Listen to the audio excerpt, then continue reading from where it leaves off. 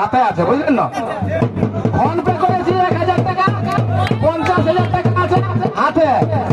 তো আমি তপন মাঝিকে স্টেজে ডেকে নিয়েছি।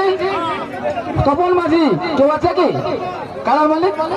না, হেমন্ত মাঝি তো পুরানো মালিক বটে, তাহলে হেমন্ত দাকে দেওয়া হবে নাকি? হেমন্ত দাকে প্রাইজটা কে দেবে? মালিক দেয় না কে দেবে? সন্তোষ দেয়। যাই হোক দিয়ে হলো সন্তোষ দা পয়সাটা করো, ঠিক আছে। 50,000 টাকা আছে, 1000 টাকা ফোন পে দেওয়া হয়েছে, ঠিক আছে। হেমন্ত দা ঠিক আছে। একটা হেমন্ত দাদা একটুকু মানে দু এক কথা বলো, কেমন লাগলো সেইটা? হ্যাঁ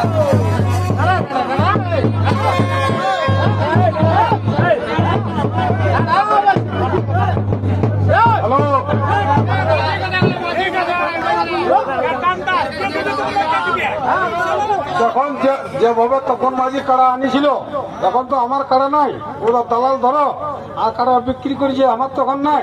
তাহলে উনি ফোন করলে, ওই জন্য আমি কাড়া আনতেও গেছিলি আর কাড়া লাগালিও। কিন্তু তখন মাঝির কাড়ায় সবাইকে মনোরঞ্জন করাইলো, দর্শককেও মনোরঞ্জন করাইলো, জেলা কমিটিকে করাইলো আর মেলা কমিটিকে আর ইউটিউবওয়ালাকে। এই বলে আমার বক্তব্য শেষ। নমস্কার, নমস্কার।